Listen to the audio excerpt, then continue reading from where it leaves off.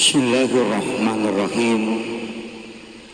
Assalamualaikum warahmatullahi wabarakatuh.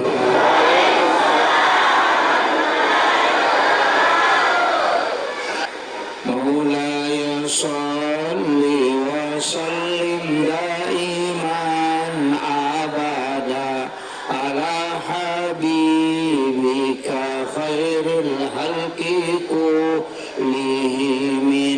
huwal habibul ladzi turja syafa'atuhu li kulli khawlim minal ahwalil mukatahimi ya rabbi bil mustafa balligh maqasidana waghfir lana ma madaya wasi'al karami ya rabbi bil mustafa balligh maqasidana waghfir lana ma madaya wasi'al karami. Alhamdulillah, alhamdulillahi rabbil alamin, wassalatu wassalamu ala ashrafil anbiya'i wal mursalin sayyidina wa maulana wa habibina wa syafi'ina wa ala alihi wa ashabihi wa sahabatihi ajma'in. Yang kami muliakan dan kami ta'zimi Bapak yang mewakili Bapak Bupati Manokwari, Bapak Asisten, ya.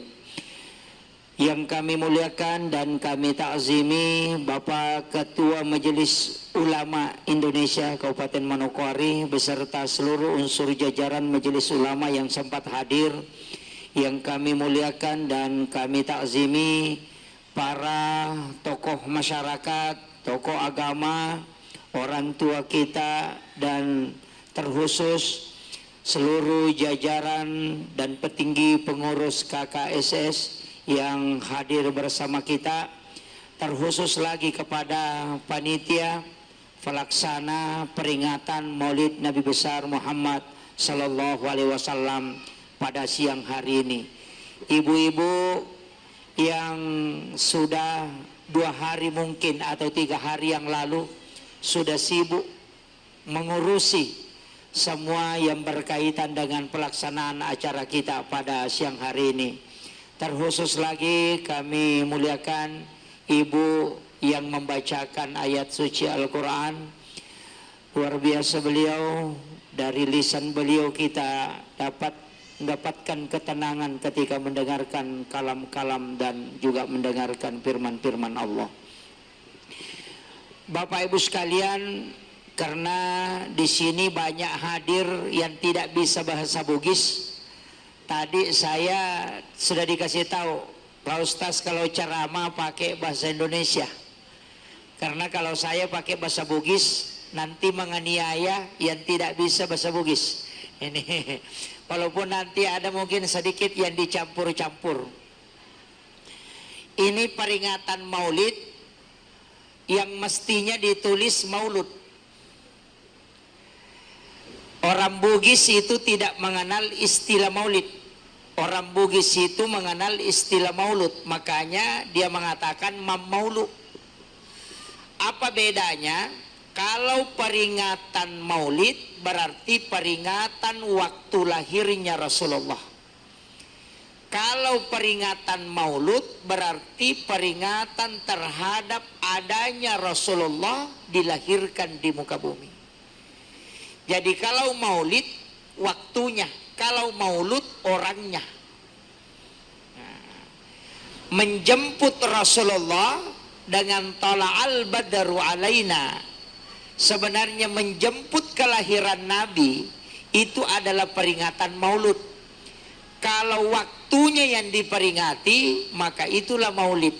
Itulah sehingga di Afrika Selatan orang bermaulid 6 bulan sampai bulan Sya'ban. Karena Rajab itu masih masuk rangkaian maulid, tapi di sana tidak ada Isra Miraj. Kalau kita ada, Jadi mulai dari Rabiul Awal sampai Sya'ban itu adalah maulid. Maulud karena kalau bulannya ini sudah masuk bulan Rabiul Akhir. Nah, makanya orang Bugis mengatakan 3 bulan kalau maulid.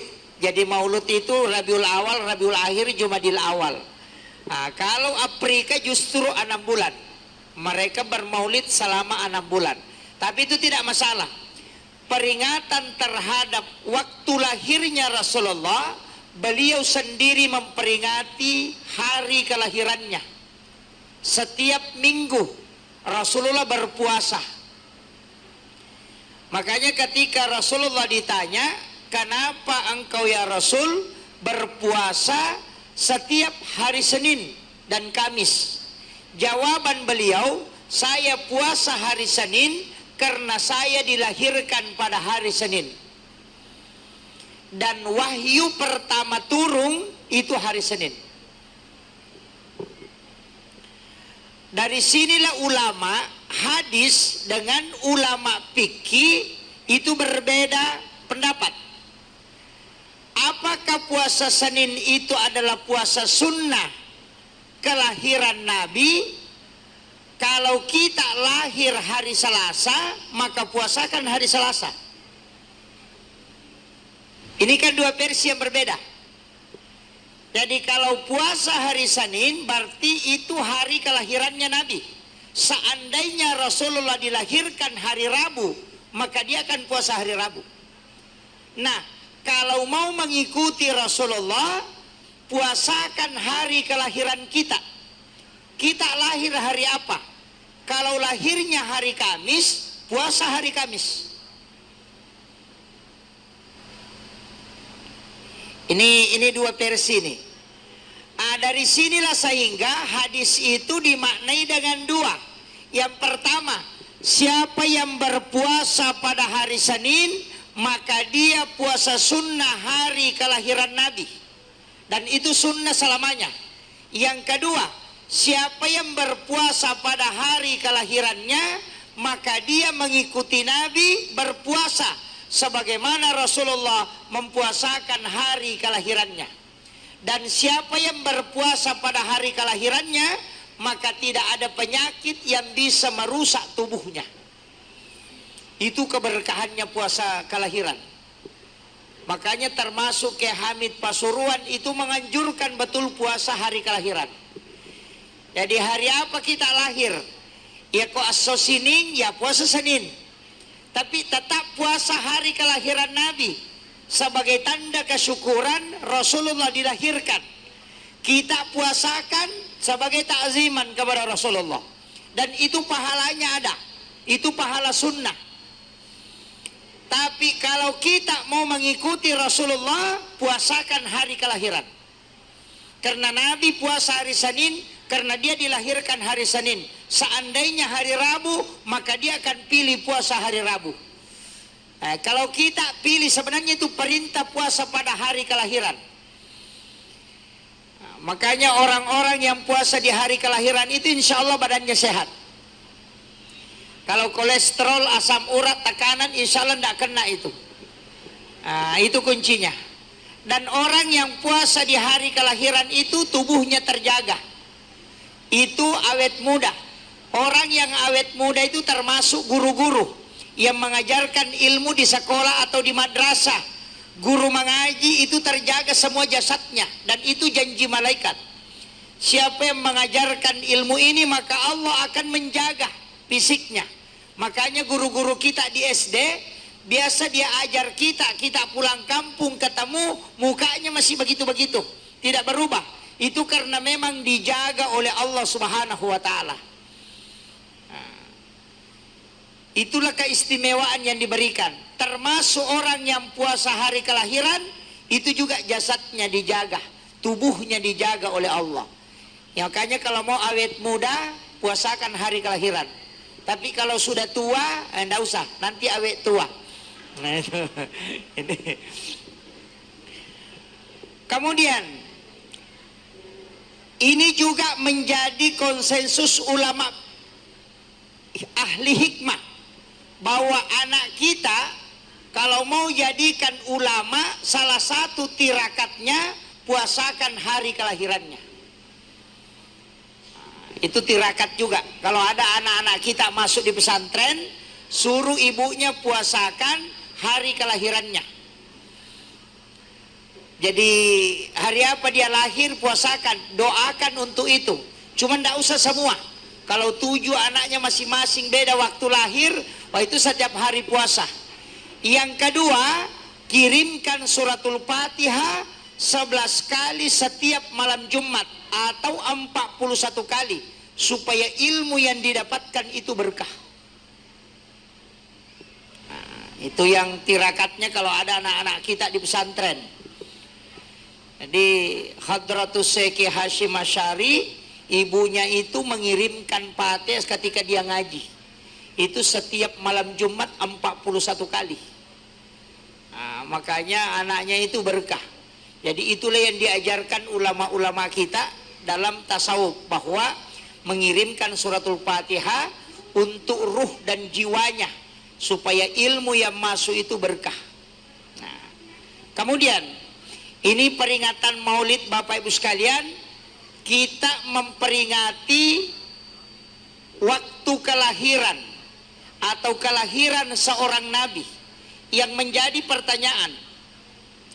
Ribuan pemimpin lahir setelah Rasulullah wafat dan banyak nabi sebelum Rasulullah, tapi yang diperingati kelahirannya itu cuma 2 orang.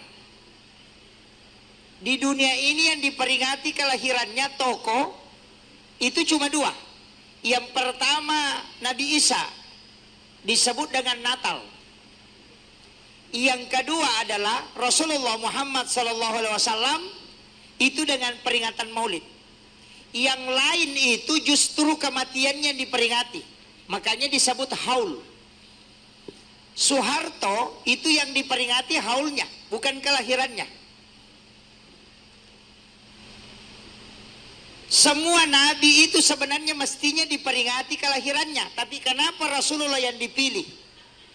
Karena Rasulullah bagi kita itu tidak wafat.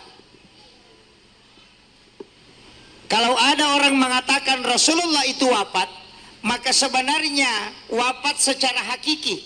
Maka sebenarnya kalimat salam dalam sholat itu mesti dirubah. Ketika mensalami Rasulullah, apa yang kita ucapkan dalam sholat? Assalamu alaika ayyuhan nabiyyu wa rahmatullahi wa barakatuh. Kalimat alaika dalam gramatika bahasa Arab, dalam kaidah nahwu sharaf, itu adalah muhataf. Tidak ada jarak yang mengucapkan dan disalami. Kalau ada jarak itu tidak pakai alaika. Makanya alaika itu kan hadir. Jadi orang yang mengucapkan salam kepada Rasulullah dengan kalimat assalamu alaika ayyuhan nabiyyu wa rahmatullahi wa barakatuh, itu karena Rasulullah hadir. Makanya 2 perintah agama yang kadangkala kita cuma 1 kita laksanakan. Perintah pertama mengirimkan salam, perintah kedua mengirimkan sholawat. Itu kan sering disebut penceramah. Mari kita mengirimkan salam dan sholawat kepada baginda Rasulullah. Apa bedanya 2 hal ini? Kita seringnya mengirimkan salawat, Allahumma sholli ala Muhammad atau Allahumma sholli ala Sayyidina Muhammad. Itu kiriman salawat, bukan salam.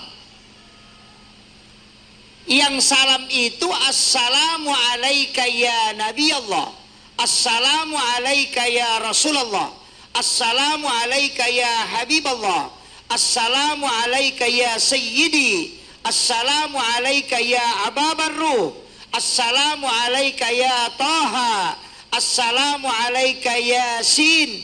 Itu salam. Kalau Allahumma sholli ala Muhammad itu sholawat. Apa bedanya? Kalau salam langsung ke Nabi, kalau sholawat itu 2 jalurnya, diantar kepada Allah dan juga kepada Rasulullah. Kalau syafaat ujungnya, kalau sholawat ujungnya syafaat. Kalau salam ujungnya adalah koneksi langsung. Makanya orang yang mau mimpi ketemu Rasulullah itu kirim salam.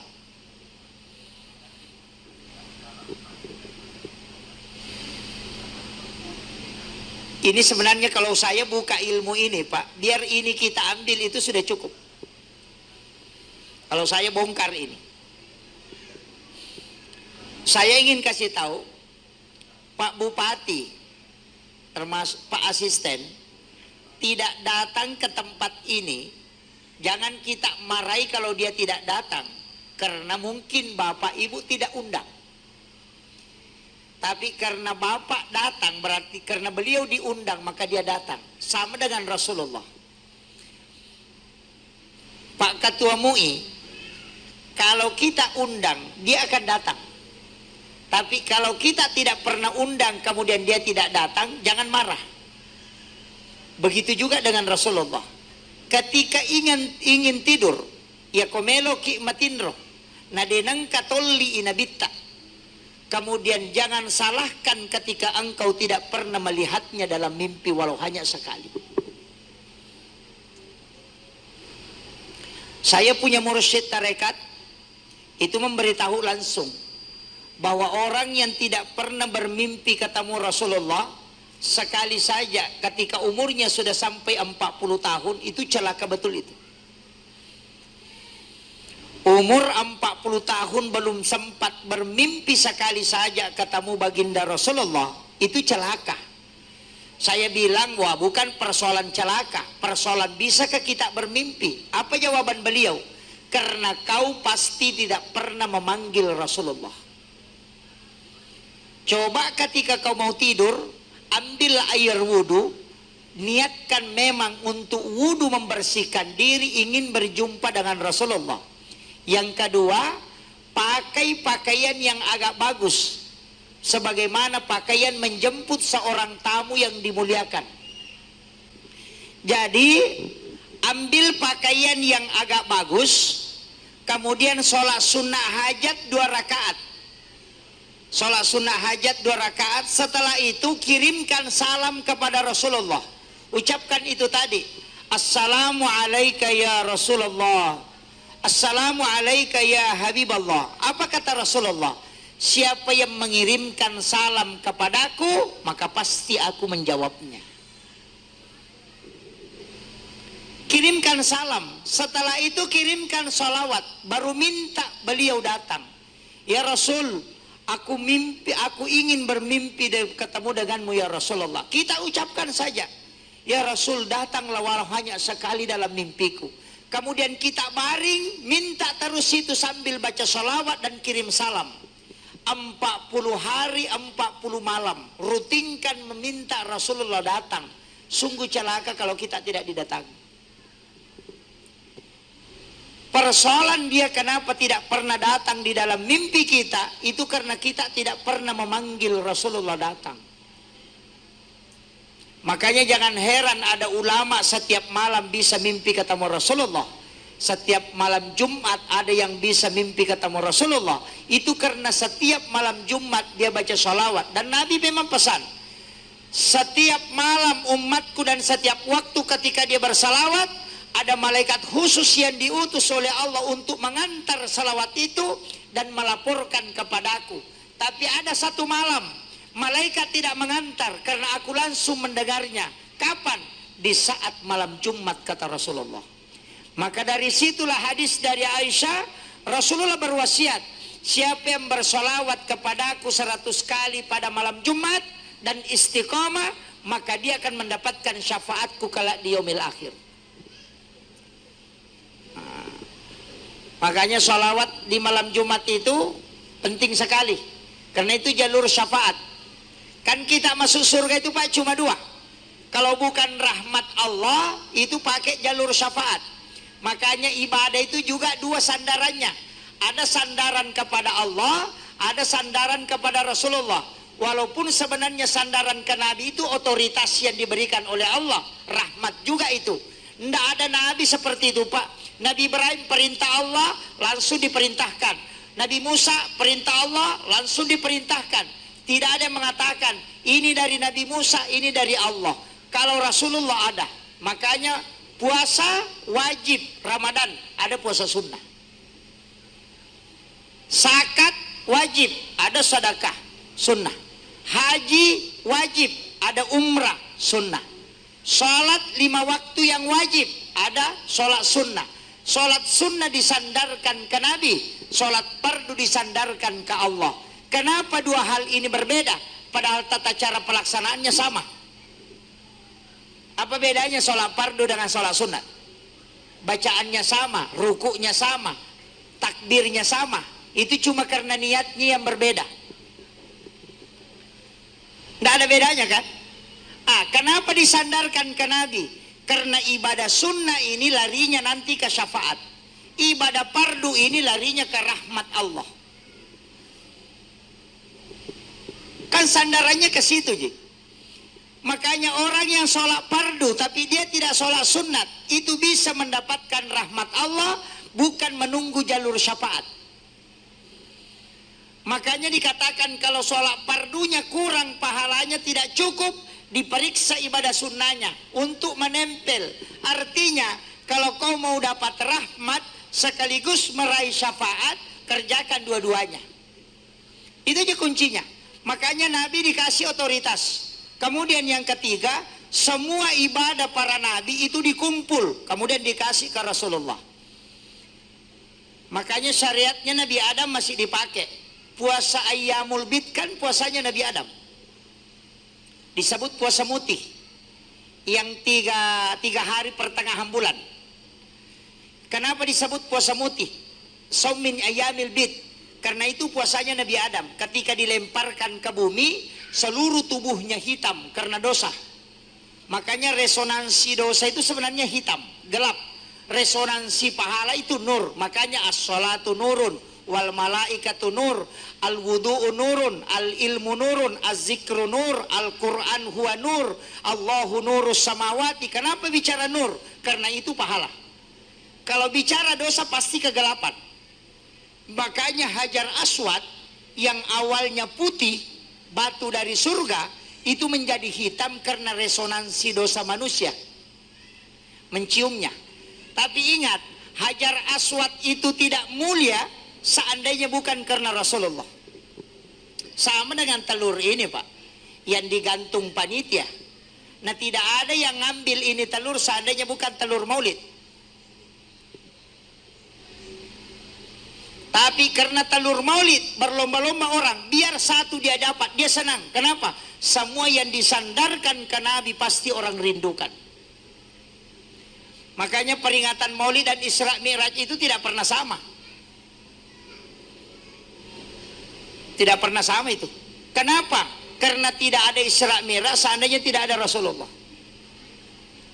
Makanya Hajar Aswad itu kita mengatakan batu mulia, betul.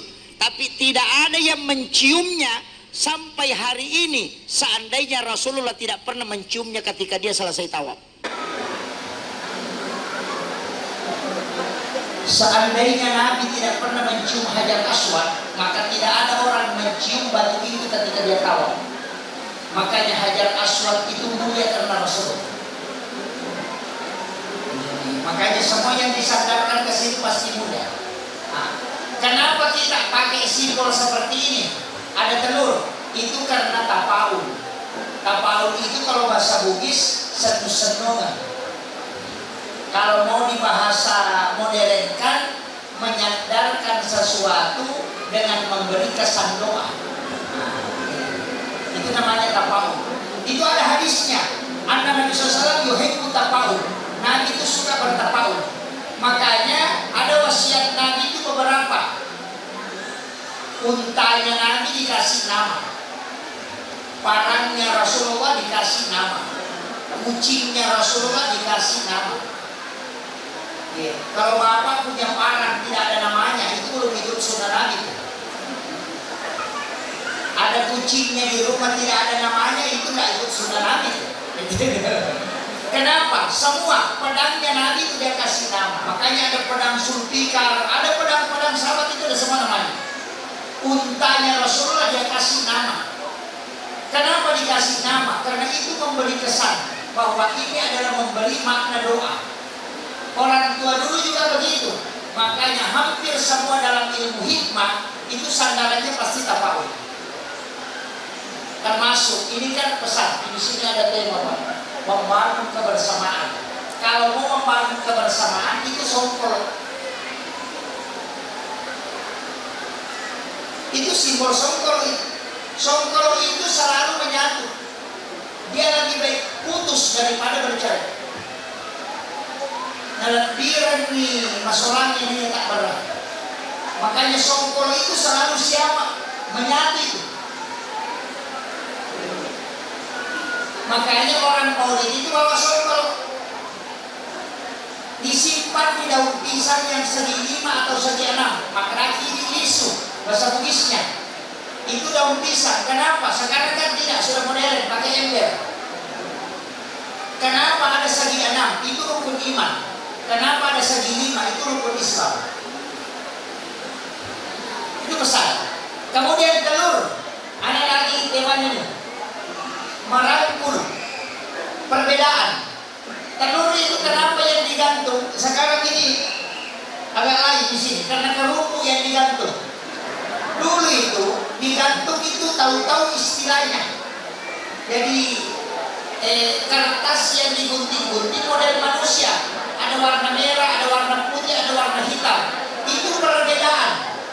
Tapi semua digantung di telur karena telur itu simbol manusia. Sekaligus simbol hakikat. Telur itu tidak ada yang bundarannya bagus. Degaga suku libunna. Manusia itu tidak ada yang sempurna utuh kebaikannya. Pasti punya kekurangan. Itu pesan. Telur ada kulitnya, ada putihnya, ada kuningnya.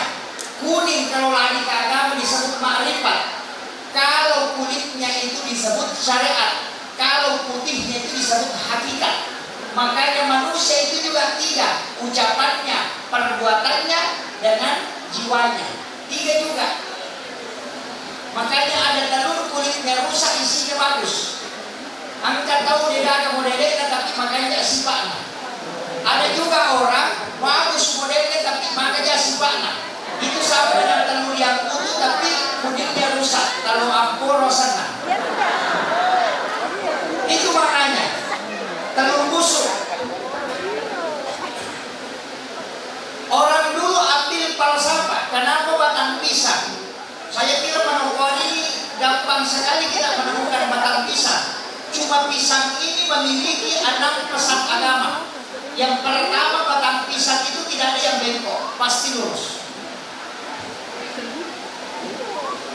Makanya falsafah Bugis itu masuk dalam aksara lontaranya. Tatopata ko nasaba lampu, mubasikali nasaba gatal, akawali ko nasaba adatongan, musanre himno ambot ang mapasiyagan, ale sipa na wae, nalay mariawe na miga kigunan na lo paranda di panjay.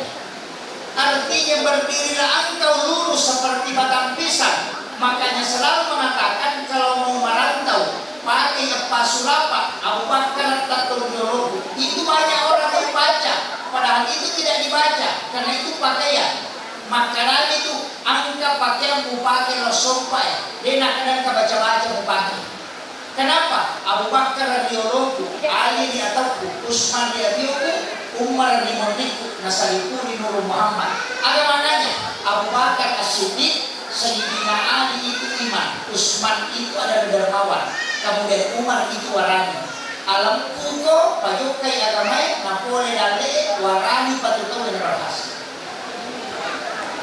Itu pakaian itu. Cuma sekarang kan kita, makanya simbol, semua itu kan dia pakai simbol. Abu Bakar As-Siddiq, makanya batang pisang itu lurus. Yang kedua, pisang itu kalau ditebang tidak pernah berbuah, pasti daunnya naik. Tapi kalau sudah berbuah pasti tidak mau naik daunnya. Makanya pisang seperti ini belum berbuah. Kenapa? Karena pasti daunnya naik walaupun batangnya tidak ada. Kenapa? Itu pesan. Saya tidak mau mati kecuali ada hasil yang saya nampakkan. Itu wakafnya pisang kan buahnya. Yang ketiga, kalau kau bekerja, bekerjalah seperti pisang. Kenapa pisang? Pisang itu kalau berbuah, yang kelihatan pertama adalah jantungnya, tidak kelihatan isinya. Artinya, setiap langkah perbuatanmu mulai dari hati, keikhlasan. Itu kuncinya, makanya mata pisang. Anak muda itu menantu pakai aja. Iya, itu pesan itu. Dan inilah orang tua kita dulu karena memahami hakikat agama. Pohon apa yang bisa mewakili agama, maka itu yang dipakai. Supaya dakwahnya bisa kesampaian tanpa orang barat memahami. Cuma anak belakangan dikerjakan, tidak tahu. Kita mapata tolo, kuralo, kaburalo, tiba pada totoni. Kemudian pisang, kalau dikupas kulitnya, semakin dikupas semakin bersih. Bagian luar dan bagian dalam itu persis sama. Cuma semakin ke dalam semakin bersih. Artinya, bicaramu, pangkaukanmu, atekamu, minasamu, papada-padamanmu. Ada dalam mukau dan mukau. Lain di dalam, lain di luar. Kalau di hadapan kita bilang iye, sekalinya dia kita ngasap biye. Nah ini jadi masalah. Masih di TBB. Itu pesan. Makanya kalau mau ambil sifatnya agama, ambil sifatnya batang pisang. Makanya pisang itu cuma simbol, yang mau diambil hakikatnya. Itu aja kuncinya, Pak. Makanya kalau dipelajari, kenapa pakai bambu? Kenapa tidak pakai ranting kayu? Setengah mati kita bala-bala kalau pakai bambu. Itu karena bambu itu ada namanya masa rompau. Bambu itu menjaga betul anaknya. Ketika ada bambu, anaknya muncul bagian luar dari kumpulannya, berarti sampai 3 bulan itu tidak ada angin kencang. Tapi ketika anaknya tumbuh di tengah-tengah dan dia menyusu ke induknya, berarti hujan itu jarang turun dan akan datang angin kencang. Itu pesan untuk kita. Lepaskan anak-anakmu belajar di luar karena kondisi aman, tapi ketika kondisi lingkungan tidak menjamin, maka rangkul baik-baik anakmu kau yang mendidik dengan penuh pendidikan yang bagus. Makanya masukkan ke pondok pesantren supaya dia terikat dalam satu lembaga yang dididik secara 24 jam. Karena hanya pondok pesantren yang anak-anak masuk di sekolah, ibu bapaknya juga sudah masuk ke situ. Kenapa? Karena hatinya selalu terikat ke situ.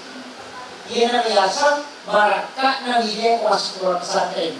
Hatinya ibunya juga ada di pondok, padahal tubuhnya ada di rumah. Itu makanya orang yang anaknya di pondok itu jadi berkat karena hati ibunya selalu pesantren.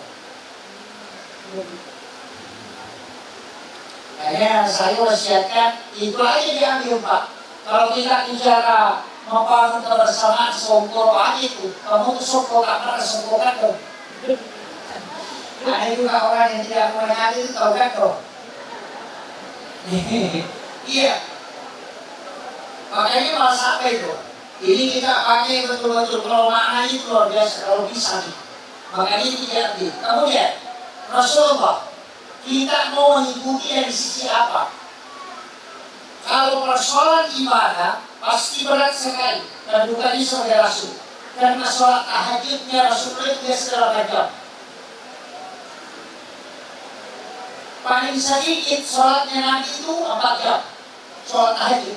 Makanya Nabi itu kalau sudah sholat Isya, dia kan makannya sore. Makannya juga kurma. Tidak ada ganggu. Dan itu Nabi makanannya tidak berubah kecuali 40 kali makan. Artinya tidak berubah. Kalau dia makan ikan, misalnya kalau kita makan ikan, 40 kali makan ikan baru ganti lauk. Kalau kita 3 kali makan sudah begini, baik terus, nah ini masalah. Nabi itu 40 kali, kecuali ada orang yang mengantarkan. Nabi kalau mempunyai makanan itu 40 kali punyahan yang paling aman. Kita kalau mempunyai apa bukan 40 kali. Opor kiri, opor kanan langsung ditelan. Iya. Disunnahkan makan buah seperti makan makanan yang agak keras. sesudah makan jangan minum supaya lambung tidak tersiksa. Nabi itu minum dulu baru makan. Nanti sudah makan tidak minum dulu. Bahkan ada riwayat 40 langkah ketika kau berjalan baru bagusnya kau minum kalau mau minum. Kita makan sambil minum. Makanya kena asam urat dan kolesterol. Karena lambung tidak bisa mencerna kulit. Itu sudah luar biasa. Kalau kita ikut itu, 6 jam sebelum tidur jangan makan. Kenapa? Karena lambung mencerna nanti 6 jam baru habis di dalam. Makanya orang kadang kalau bangun itu kan banyak itu karena belum habis dicerna lambung. Makanya Nabi itu makan, maka batasi istilahnya. Kalau dia buka puasa, dia makan, sudah itu tidak lalu. Dan itu susah diikuti, Pak. Nabi itu makannya sedikit, tidak sedikit-sedikit makan. Makanya kita dengan Rasulullah beda sedikit aja. Nabi itu tidurnya sedikit, tidak sedikit-sedikit tidur. Nabi marahnya sedikit, cuma 3 kali marah, itu pun berkaitan agama. Baru dia marah. Berkaitan dirinya tidak pernah marah. Tapi hanya karena masalah seorang anak muda mensinahi mayat, itu Nabi marah. Sampai keringat menetes di punggungnya itu. Dan di situ juga ditegur langsung kepada Allah. Inna rahmati kadri muqaddar. Diberitahu Rasulullah, Muhammad, rahmatku lebih besar daripada kemurkaan. Itu. Makanya kalau mau ikuti Nabi ya agak berat seperti itu. Yang simpel-simpel aja, Pak. Yang simpel-simpel aja. Sholat malam, baru sholat malam, biar 4 rakaat. Bacaannya tidak usah terlalu panjang. Kalau Nabi biasa sholat sunat, dia baca suratul Baqarah itu sampai 1 rakaat. 2 juz lebih. Kalau kita mau pakai itu insya Allah tidak bisa. Sahabat kalau sholat sunat itu 30 ayat. Jadi masuk pendek itu 30 ayat. Yang sedang itu 45 ayat. Yang panjang itu 60 ayat. Makanya kalau Nabi mengatakan pendekkan bacaan itu sekitar 30 ayat. Kalau kita pendekkan 3 ayat. Itu bukan mau lagi, itu kan diskon betul. Makanya kuncinya itu aja. Kalau mengikuti Nabi ya ikuti dalam amaliyahnya. Jangan ikuti persis sama. Tidak bisa. Sholat malam misalnya dia baca surah ini sampai sini. Tidak usah tidak. Cukup baru sholat malam. Mungkin 5 ayat kita aja kita sudah rubuh.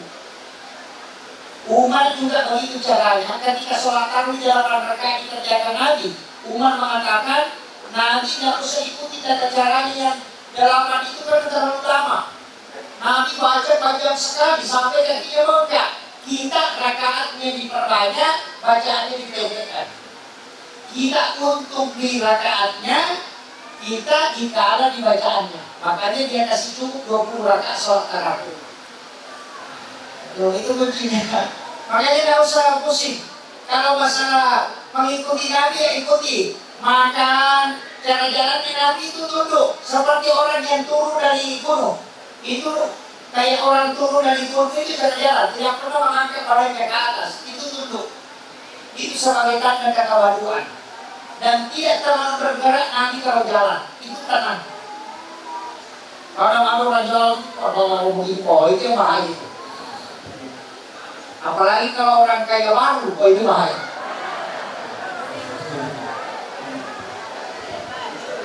Sebenarnya kalau bicara masalah apa sifatnya Nabi, ini yang kita. Apa sifatnya Nabi diambil supaya aman kampung, tidak ada permasalahan, satu saja. Yassir wala tu'assir, itu aja. Mudahkan jangan persulit. Lubuhnya di padang puluh batau, air selesai padang puluh batau. Itu sudah aman kampung. Dia nak ke mana polisi? Kamu tentara dia itu mana mana? Jaksa dia nak ke kalau kita bisa pakai, ajak tersusai pada kabupaten. Jangan bikin susah orang lain, maka hidup pasti tenang. Pak Imam, jangan bikin susah makmum, terlalu banyak bacanya tidak perlu. Itu. Dengan imam itu banyak sekali baca itu. Belum mau sholat, sekalinya sholat sendiri, nah ada yang baca. Yang di sini tidak ada dulu. Saya itu kalau ngaji di pondok sama anak-anak yang biasa habis-habis Quran itu, saya selalu tegur dia. Anak-anakku, saya tidak minta banyak ketika kau jadi imam. Cukup satu. Sholatlah sebagaimana haknya bacaan Al-Quran. Dan setelah sholatlah sebagaimana haknya bacaan Al-Quran. Ada Pak Bupati di belakang, ada Pak Camat di belakang, ada Menteri di belakang. Sholatlah sebagaimana haknya Al-Quran. Jangan sholat karena diri, tapi sholatlah karena haknya Al-Quran dan haknya Allah. Artinya apa? Bacaannya dibaca sesuai dengan bacaan. Jangan dilagu-lagukan. Kalau bacaan imam itu penting dia tahu. Banyak imam itu, rakaat pertama bacaannya bagus, Fatihahnya bagus. Rakaat kedua juga bagus. Sekalinya rakaat ketiga itu bacaannya biasa kalau jalan subuh. Kita belum selesai baca Fatihah sudah ruku. Kenapa? Kau perpindah bacaan 2 rakaat pertama, sedangkan rakaat terakhir kau tidak perpindah karena kau mengatakan tidak didengar itu orang.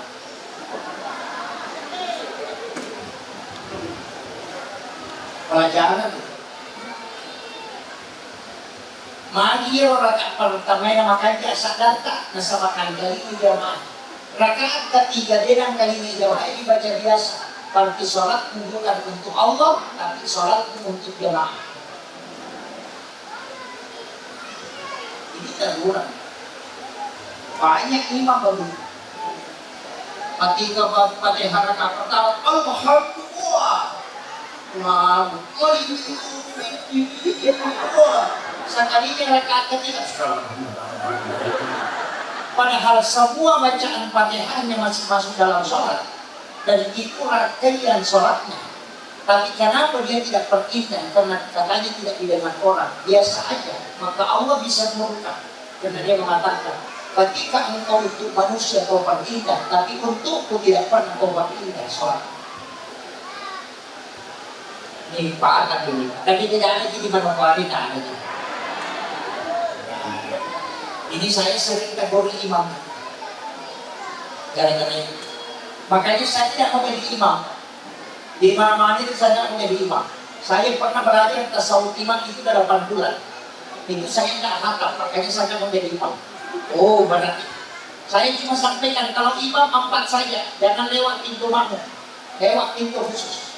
Makanya imam-imam yang punya karam itu tidak pernah lewat pintu umum. Coba periksa. Kalau ada imam masih lewat pintu jamaah itu tidak dikasih karam.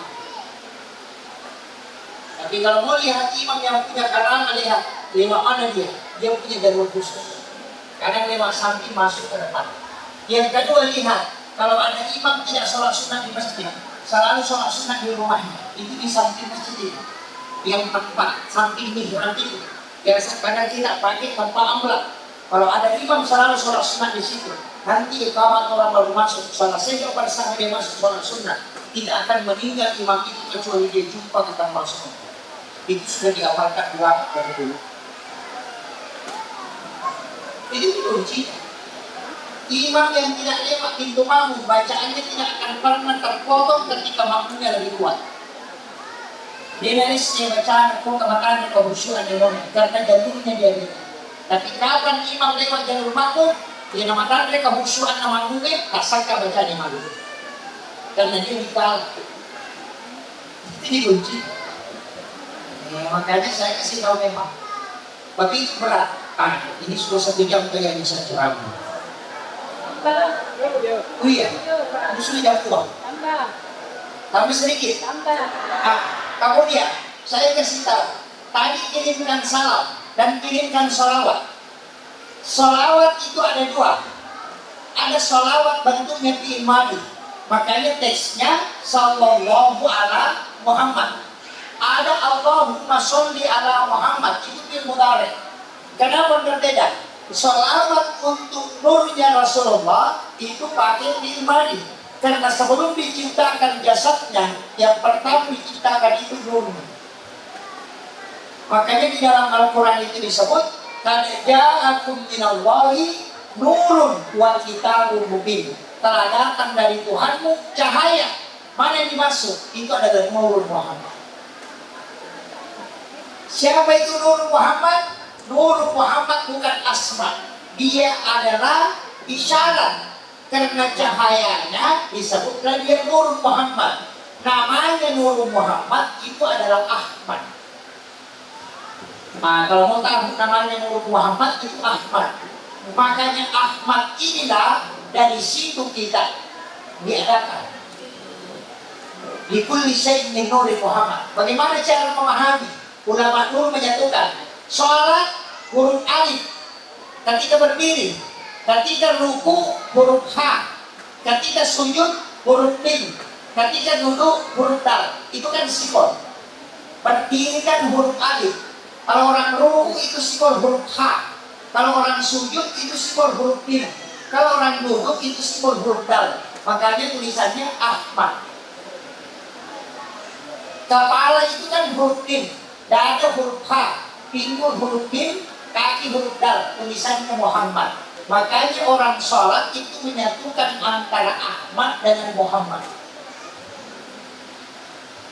Yang kedua, saya letak sebenarnya ada tujuh dalam diri kita, saya tidak bongkar semua.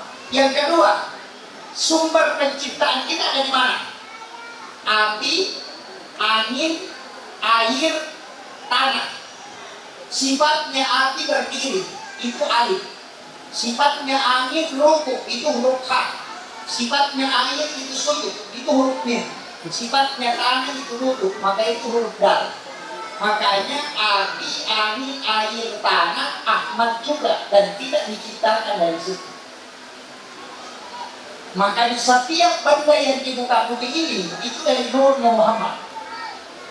Api itu tidak membakar Ibrahim karena Nurnya Muhammad ada di situ. Saya kasih tahu kenapa Ibrahim tidak terbakar. Itu karena Allah mengatakan kunayana rukun ibadat wassalama.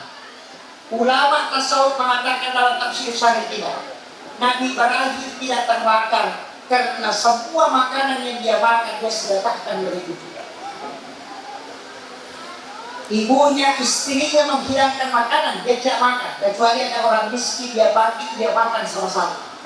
Dia makanan sudah ada, dia tidak makan dulu. Cari dulu orang yang temani makan, baru dia makan. Itu Ibrahim. Makanya disebut Khalilullah, kekasih Allah. Apa yang terjadi? Semua makanan dia tidak makan, kecuali dia sudah sedekahkan, dibakar api 40 hari, 40 malam, itu tidak terbakar. Makanya orang yang bagus zakatnya itu pasti tidak terbakar tempat. Itu sudah dibuktikan sama Ibrahim. Itu aja kuncinya. Makanya kalau mau tidak terbakar tempatnya, perbaiki sedekahnya. Makanya orang disuruh sedekah suku. Kalau bagus sedekahnya tidak terbakar. Orang tua kita dulu ajarkan pelihara kucing. Sebelum kau makan, kasih makanan kucing dulu baru kau makan. Itu termasuk sedekah. Nah, ada lagi yang tidak pelihara kucing, dia akan lagi mula balik. Orang sote pakai ini. Dia semula balik, pembeli pertama, pas buka toko, pembeli pertama, uangnya diambil, dia pakai. Karena kokotai, apa nasi mereka itu kalian betul. Makanya semula balik, karena yang pertama diambil, sebagian langsung disedekahkan, langsung dikirim kepada Allah. Orang yang melakukan itu usahanya pasti tidak mampu. Ini biasa mula baru, biasa mula baru, ya silikan ini. Ini ilmunya Pak. Kemudian yang terakhir ada yang saya ingin wasiatkan. Tadi saya mengatakan Nurnya Muhammad, makanya sholawat itu, sholawat Nur Muhammad itu sallallahu ala Muhammad. Kalau Allahumma sholli ala Muhammad itu untuk Rasulullah.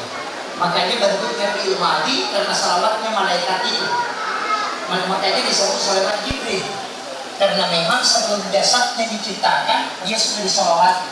Nabi Adam itu menikah dengan Hawa, maharnya itu juga adalah salawat 11 kali. Ibu cari itu, saya kasih tahu. Kesapa yang salawatnya Nabi Adam betul na kawini Hawa. Itu kan bahannya bukan emas, bukan uang, tapi sholawat 11 kali. Itulah yang disebut dengan sholawat 3 kali. Ya punya namanya makmumnya itu 5 kali dilatih. Tapi saya tidak ajarkan. Yang saya ingin ajar kamu cukup malam Jumat, subuh Jumat pertama aja setiap bulan. Ini Rabiul Awal, Jumadil Awal nanti, Jumadil Awal. Ketika Jumat pertama bikinkan air panas wanita, subuh Jumat ada mengikuti al-Tawaf, baca Inna Anzalnahu. Itu dari Nabi kepada Aisyah. Itu dia mengikuti al-Tawaf, baca Inna Anzalnahu 1 kali aja. Kemudian letakkan sendok yang dipakai mengaduk itu di tengah-tengah. Kalau suami kita sabar, bisa diangkat saja langsung. Tapi kalau suami kita emosian, tinggi temperamennya, nanti tanam air itu baru baca surah Al-Kautsar, baru pelan-pelan diangkat. Itu akan merubah sifat suami yang pemarah itu menjadi tidak. Itu doanya. Tidak salah dengan tengah, tapi nanti tengah ketika dia tenang. Kemudian kasih ke suami kita, dia minum. Sisanya kita minum, usahakan kalau bisa 3 teguk dengan membaca surah Al-Kautsar. Jadi teguk pertama Inna a'tainaka al-Kautsar, yang kedua washolli lirabbika wanhar, inna syani'aka huwal abtar. Tidak ada perempuan yang diceraikan oleh suaminya mengamalkan. Ini kunci.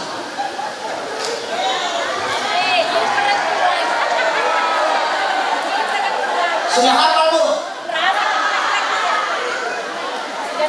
Inna Anzalnahu, tapi dia mengikuti al-Tawaf, berlawanan arah rujak. Kasih tenang airnya, baca Inna A'tainaka al-Kautsar. Sama kalau ada anak nakal, itu juga dipakaikan. Bukan anak temperamennya tinggi, lakukan itu. Tapi itu di hari Jumat, pada saat khatib naik di mimbar, bacakan doa di ayat itu. Nanti pulang dari sholat Jumat kasih minum, insya Allah berubah itu.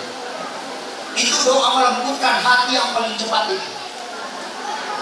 Untuk suami, subuh Jumat pertama setiap bulannya. Bulan Islam ya, bukan miladiah, hijriah. Makanya Rabiul Awal, Rabiul Akhir, Jumadil Awal, Jumadil Akhir, itu yang dipakai. Kemudian kasih minum suami. Harus ada kita minum. Dari situlah Aisyah sering mereli minta sisanya Nabi, pada Nabi tidak mau kasih. Itu karena Nabi tahu. Itu caranya. Sudah hafal bu? Nah, makanya saya kasih tahu bapak-bapak, kalau mau selamat, habiskan kopinya kalau sebelumnya. Aman itu pak, aman.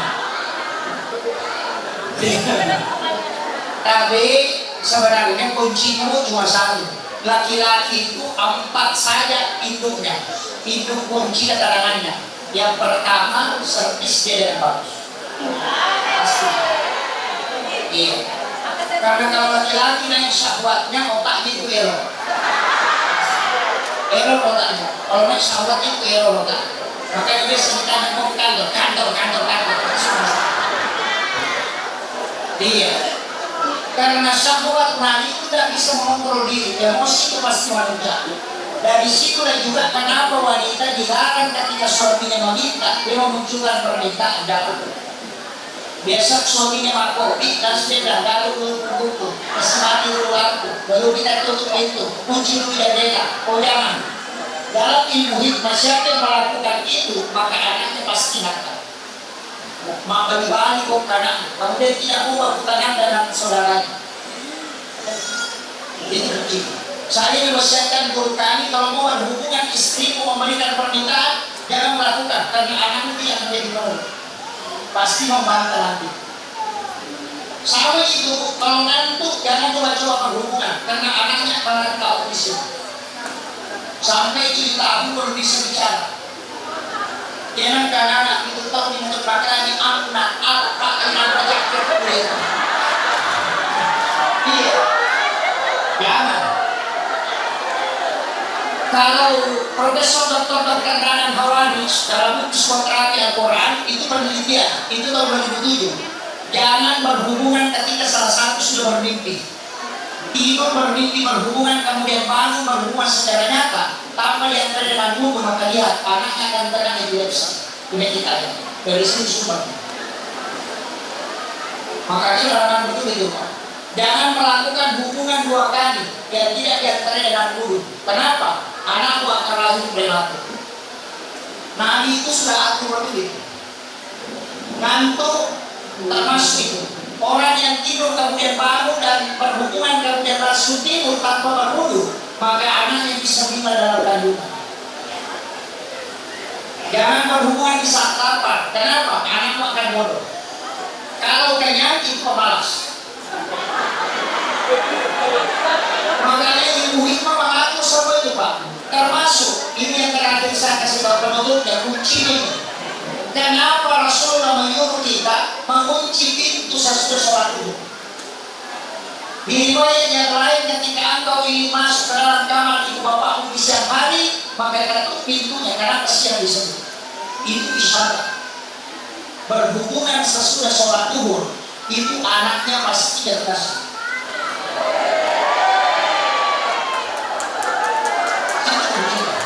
Makanya berulang Profesor Dr. Quraisyah itu wasiat terbukti Profesor Dr. Dia. Tapi ada, kalau Bapak sering ngaji, ada yang ngaji kita, bukan kita dia ini.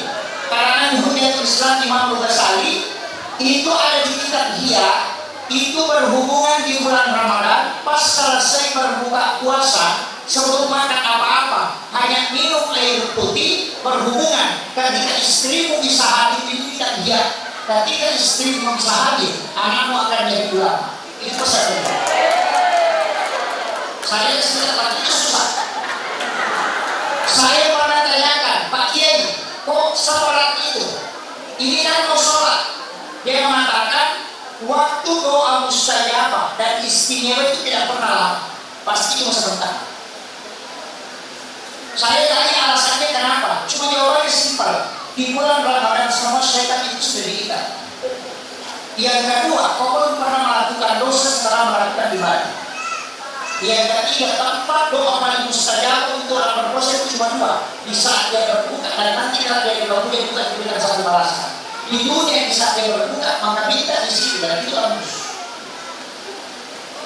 Itu pesan mulia.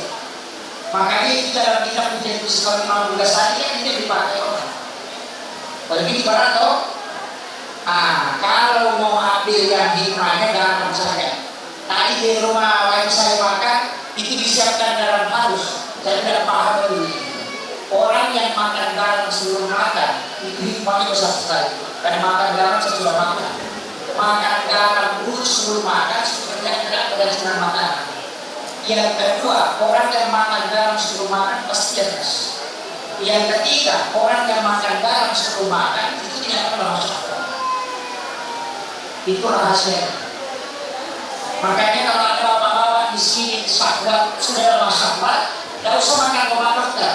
Cukup rutinkan makan garam sedikit sebelum makan dan makan garam sesudah makan. Rutinkan saja 40 hari itu kembali normal. Itu sebetulnya orang Arab. Akhirul kalam wallahu a'lam bishawab. Assalamualaikum warahmatullahi wabarakatuh.